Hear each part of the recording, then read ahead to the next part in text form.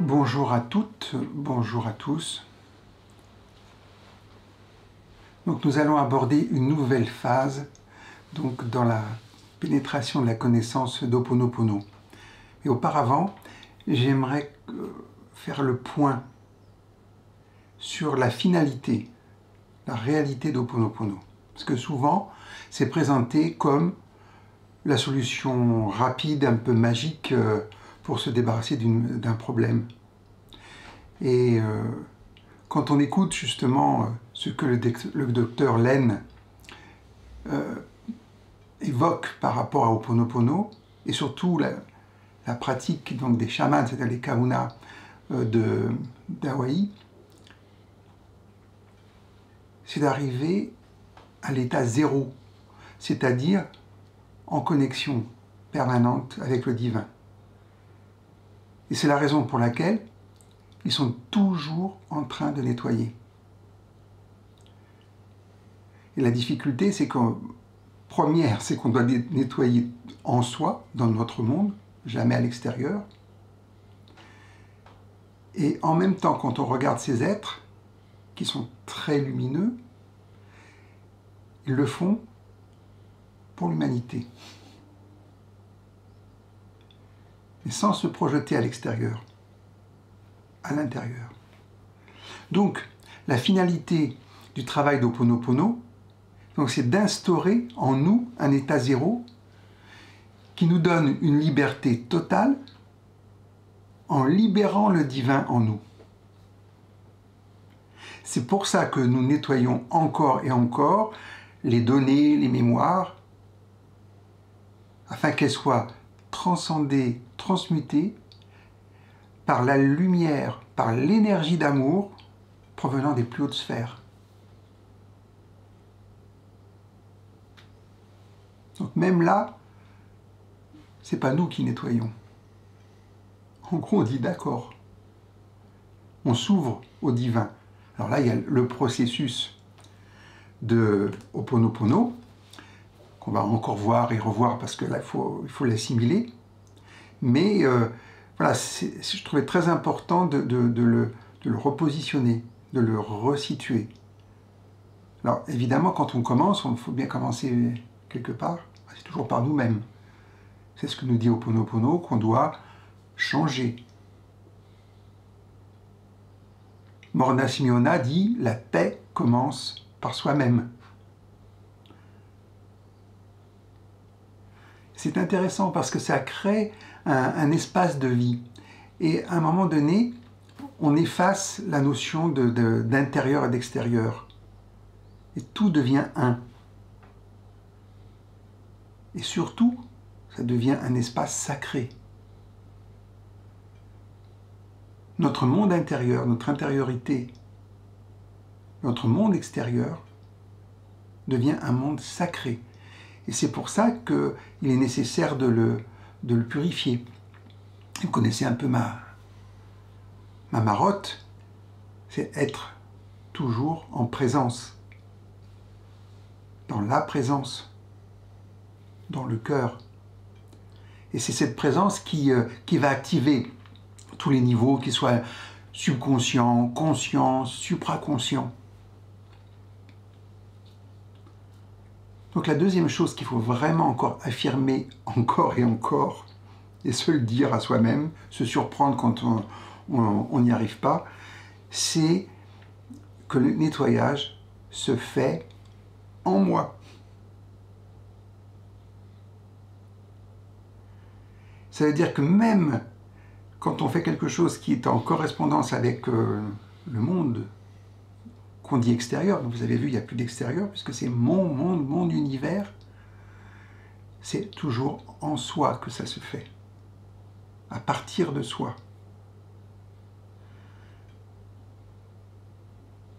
Il y aurait cette tentation de dire « je me nettoie »,« je fais », je. Et ça, le « je », on l'avait déjà vu, est lié à la conscience, au mental et à l'ego. Et là, le docteur Len, bon, c'était pour l'apprentissage, mais il dit, bon, finalement, à quoi sert la conscience et le mental? Juste à décider si on veut bien se laisser faire par le divin, ou continuer à jouer avec nos mémoires, avec les données, avec les complexités, avec tout ce que nous connaissons, qui sont liés au subconscient. Et ne pensez pas que vous dirigez vos vies, que vous avez un impact sur vos vies, pas du tout. C'est le subconscient qui mène la ronde.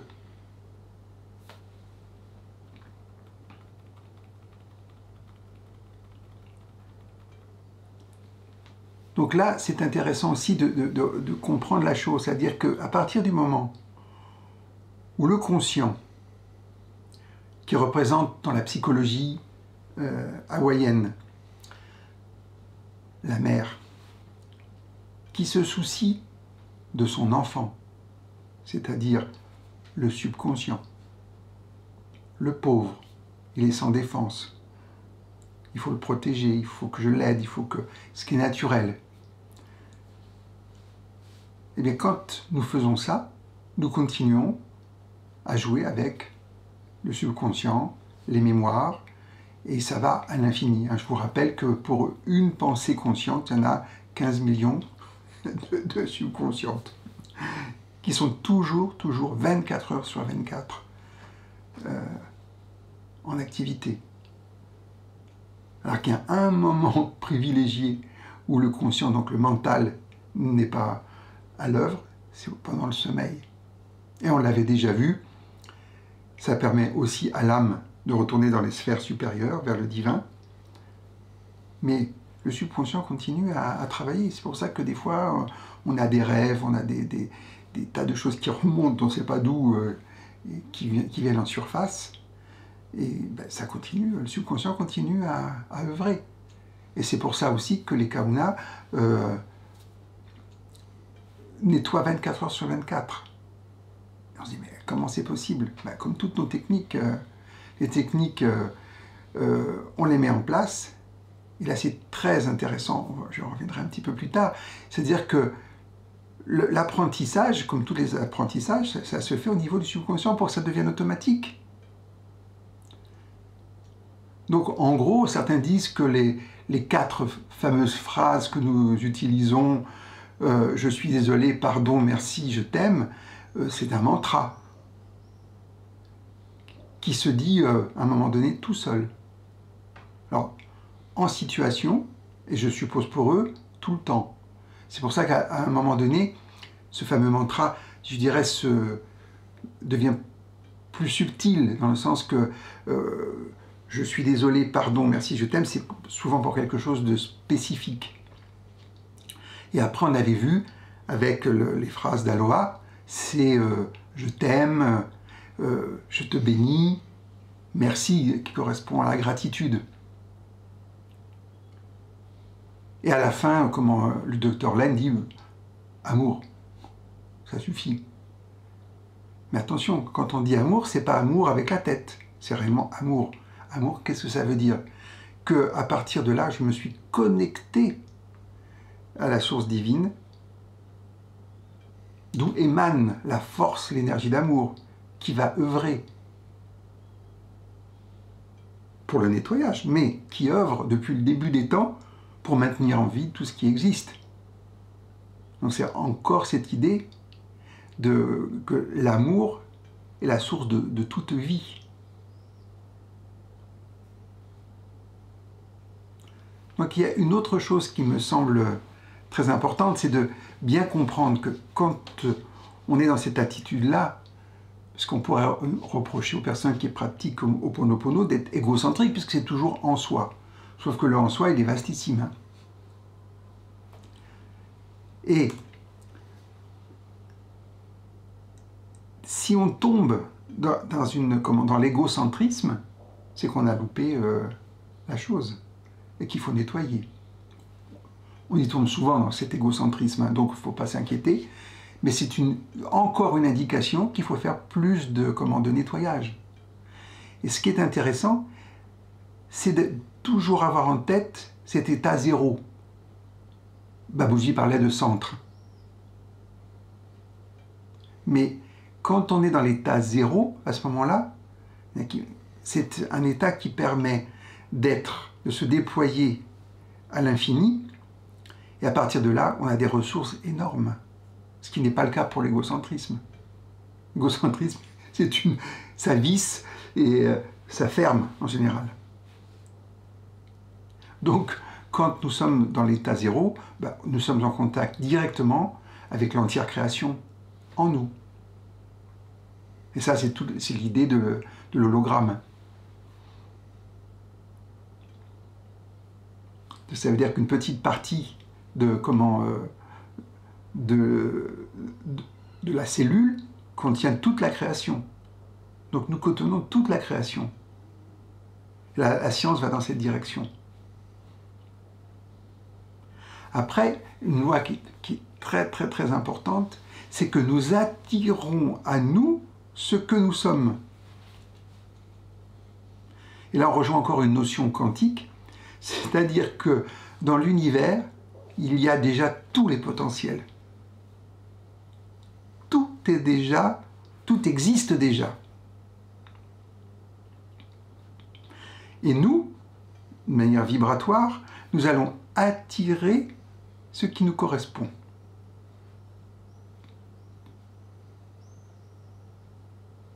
Donc c'est pour ça que on est 100% responsable de nos vies, de ce qui s'y passe, de la manière de percevoir nos vies, etc. etc.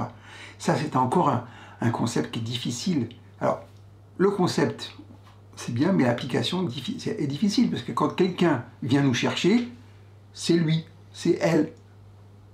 Quand il vous tombe, comme les Gaulois, le ciel sur la tête, c'est le ciel qui est tombé sur la tête. Non, mais il faut vraiment arriver à se responsabiliser à 100%. C'est très facile, une fois qu'on est convaincu qu'on est à 100% responsable de nos vies et de ce qui s'y passe, on se détend. Pourquoi? Parce qu'on est responsable, mais pas coupable. Ça, c'est une chose aussi dans notre civilisation judéo-chrétienne, on est coupable. Avec quelque chose derrière qui fait que... Non, on n'est pas coupable, on est juste responsable.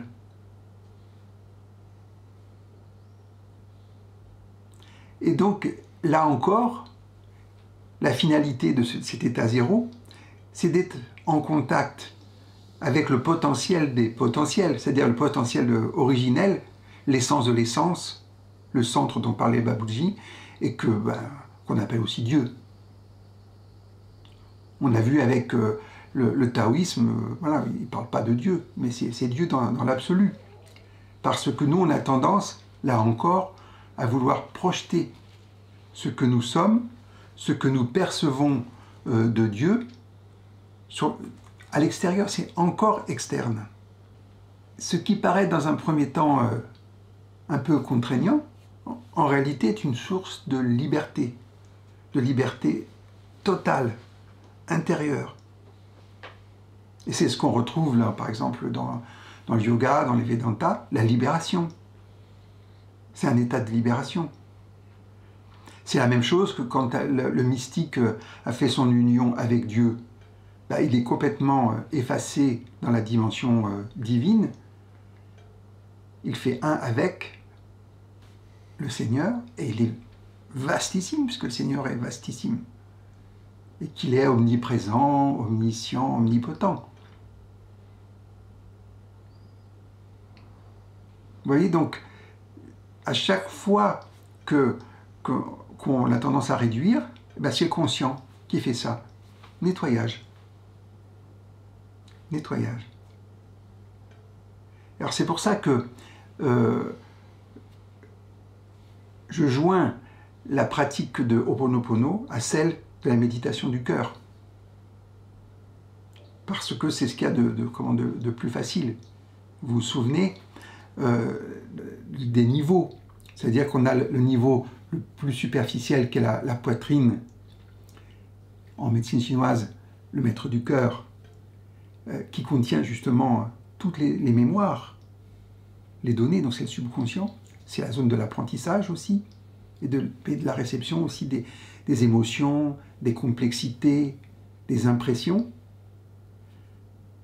Et ça, c'est Unipili, hein, pour les Hawaïens, mais qui est aussi la conscience corporelle. Puis après, vous rentrez dans le premier niveau réellement du cœur, là où on commence à pouvoir percevoir la lumière, où le mental prend la décision de méditer, de se tourner vers cette lumière, donc, qui est appelée la conscience, ou Ané. Et cette conscience aussi amène au fait que je existe. Donc, notre petit copain l'ego, qui va dire oui, j'existe. Alors, voilà, en gros, le mieux c'est qu'il se tourne vers le nettoyage du subconscient pour que le processus se fasse. C'est-à-dire qu'à partir du moment où la mère veut le bien de son enfant,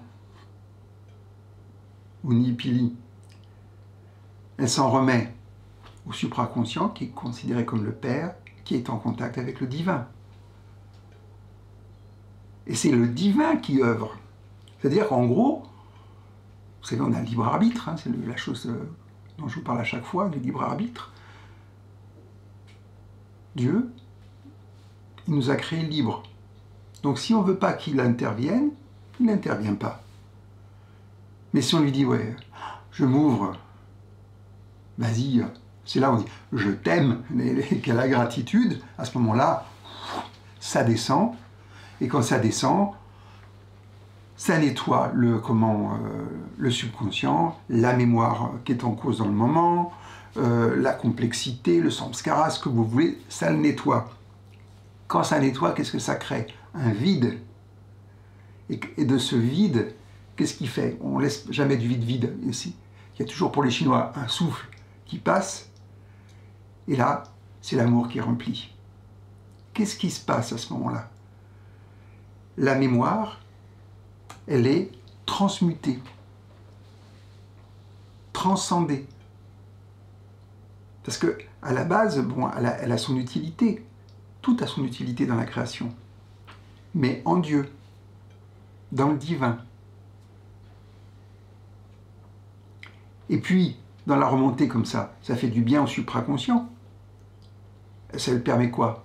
Ça permet de recevoir les inspirations, les intuitions provenant du divin, qui vont nous dire qu'est-ce qu'on va faire de nos vies à partir de ce que nous sommes, pas à partir de ce qu'est le voisin. C'est pour ça c'est 100% notre création.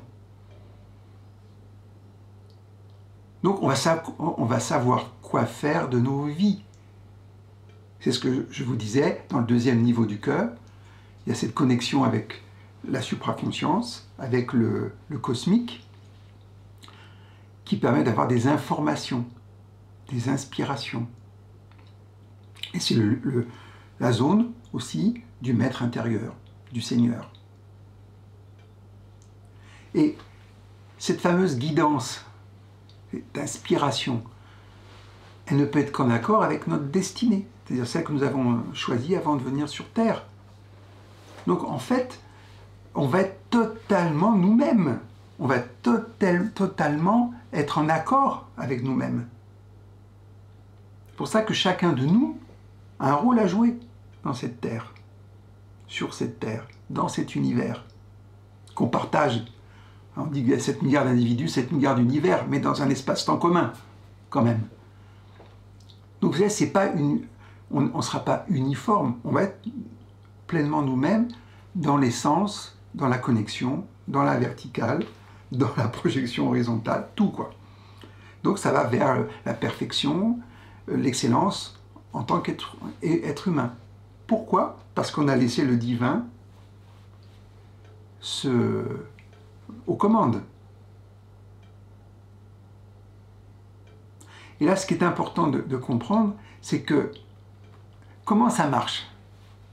Ben, ça ne marche pas parce qu'on le veut. Les choses marchent par résonance. Par exemple, on va vouloir souvent intervenir, ce qui est normal, on est des êtres vivants, par rapport à notre famille, nos amis, l'entourage, même dans le travail. Et donc, à chaque fois, on a envie d'aller à l'extérieur et de faire et de dire, d'intervenir. Et donc, les chamans, eux, ils sont pas du tout, ils sont très silencieux, ils écoutent plus qu'ils ne parlent, et ils écoutent en même temps, ils nettoient. Parce qu'à chaque fois qu'on évoque quelque chose, si ça fait un remous en eux, ils savent qu'ils doivent nettoyer pour retourner à l'état zéro. Donc déjà, c'est intéressant. Et quand ça arrive, ces choses-là, l'autre, la personne qui est en face, qui est concernée, elle se sent reconnue, respectée, écoutée, aimée, puisqu'on laisse même le divin passer.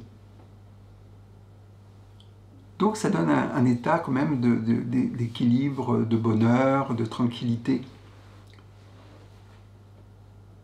Donc après, on se dit, mais alors ouais, moi j'ai pas envie de passer ma vie dans le silence, dans le nettoyage, tout ça. Ben non, il y a un moment donné, on va pouvoir intervenir, ce qui est normal, puisqu'on a chacun d'entre nous a un rôle à jouer sur Terre, a des compétences. Je veux dire, donc il faut être naturel aussi. C'est juste pour ressourcer, source infinie, recentrer et écouter. Donc c'est pour ça qu'il y a le silence, le divin en nous. Et donc je reviens à cette petite marotte. Oui, la méditation du cœur, c'est formidable. Mais ce qui est important, c'est l'état méditatif permanent, qui permet d'être en communion, en communication intérieure permanente. Pour qu'à chaque fois, ce qui va être dit, parce qu'on va parler, ça vienne de ce souffle intérieur, ça vienne de cette inspiration. Donc en réalité, on écoute plus le divin que la personne qui est en face. Ou alors, qu'est-ce qu'on fait? On reconnaît le divin dans la personne qui est en face. Et là, on est dans des niveaux de communication de cœur à cœur, du premier niveau, deuxième niveau, et là c'est le plus beau, c'est le troisième. Là on fait comme on peut, mais voilà. Donc c'est pour ça qu'on nettoie, on nettoie. Donc ce qui est intéressant aussi quand on fait tout ce travail, il y a tout qui s'intensifie. Il y a tout qui prend de la couleur, qui prend c'est vraiment, ça devient intéressant. Ça, je pense, ce sont des signes que vraiment la connexion est faite. Et si ce n'est pas ça, qu'est-ce qu'on fait? On nettoie. Donc cette finalité-là de l'état zéro, ben, c'est finalement, comme on l'a dit dès le départ, ça permet d'être libre, illimité, aimant, inspirant, inspiré. Donc, vous voyez, la perspective est intéressante, mais je pense que régulièrement, il faut se poser la question de la manière dont on pratique Ho'oponopono. Parce que après quelques temps, même quelques années, souvent les gens disent « Ah oui, ça, il y avait telle situation, là, j'ai travaillé sur un tel. Je l'ai fait sur un tel. » On a oublié ce que c'était. Hein? Non, je travaille en moi les mémoires que j'ai en commun avec un tel. Je libère cette mémoire en moi. Et si ça a un effet, que je vais voir ou pas, percevoir ou pas, ça sera par résonance. Si un ajustement se fait, c'est par résonance. On peut dire autrement, c'est le divin qui est à l'œuvre. Imaginez le docteur Laine, qui est dans l'aile des criminels fous, et qui travaille en lui pendant 2, 3 ans, et à la fin il ferme le service. Il explique à d'autres moments, voilà, il reçoit des patientes, parce que c'est un psychologue, une personne qui a été violée. Il n'a rien à voir avec ça. Si. Puisque la personne se présente dans son monde, il y a quelque chose à nettoyer en lui. Donc, il écoute la personne, mais il nettoie en lui la mémoire correspondante.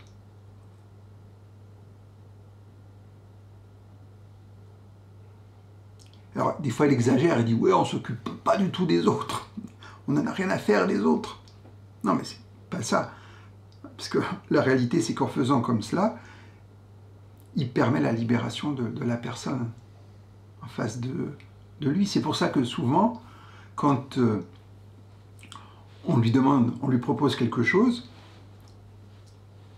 il se demande intérieurement si ça doit être fait.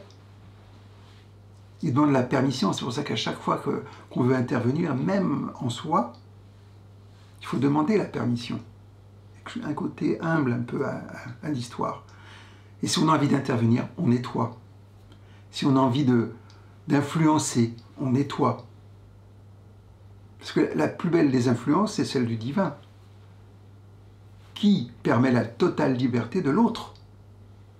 Et la réalisation de l'autre aussi. Que savons-nous de notre propre évolution? Pas grand-chose. Alors, celle des autres, encore moins.